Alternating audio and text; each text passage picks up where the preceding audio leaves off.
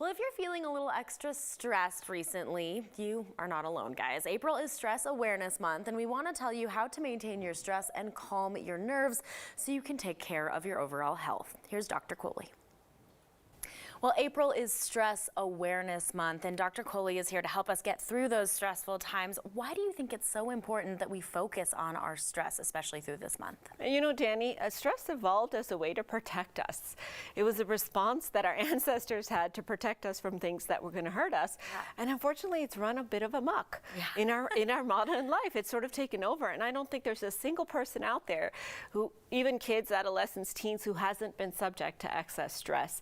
So this month, and really the rest of the year, is about raising awareness of how to recognize signs and symptoms of stress, and then really to help us come up with coping strategies, because we're not going to get rid of stress. It's programmed into our bodies. Right. But the way that we react to it kind of changes the way that it manifests itself and the consequences that it has. Definitely. I've noticed, at least for me, that after the pandemic, it feels like I have been way more stressed. Do you think that you've noticed this too? Is it more prevalent in our world after the pandemic? It really is. And in fact, it's not just things we're noticing. The data tells us that what we're looking at ahead of us now is called the mental health curve of the pandemic. So you know how we always talked about flattening the curve of the pandemic? Yeah.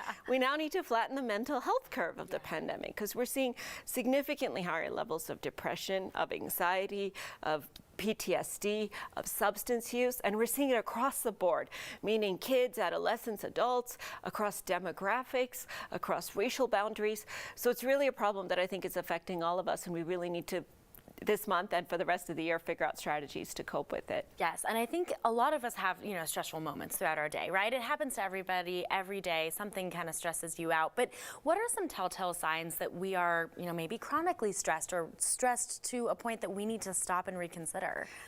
For every person, it manifests a little bit differently, but I would say there's sort of three spheres of our life that we ought to look at. So the first is social. So in our social interactions, are we a little bit more irritable? Are we a little less humorous? Sure. Are we a little bit more rushed? Are we getting angry? Are we, having more road rage? These are all sort of, occult signs that you might have a higher level of stress. Your fight or flight response is a little bit amped up, and so it just gets triggered a little bit more easily.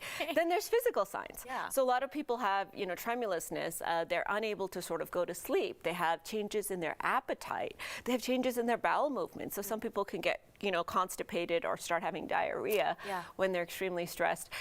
They're gaining weight or losing weight. Their habits are a little different. They're sort of eating more, they're sleeping more, sleeping less. So those are the other signs. And then there's, of course, the mental signs. So you can't fall asleep at night because your brain is not shutting off, or you're constantly, okay, now what do I need to do? Now what do I need to do? Your mind is jumping from topic to topic. You have trouble with your concentration or focus. These are all signs that the stress level is probably getting to a pathological level, and it's no longer adaptive, it's maladaptive. Oh, wow. Okay, so can we walk through maybe an exercise if we are feeling stressed, whether it's an in-the-moment kind of stress or something that we can practice daily?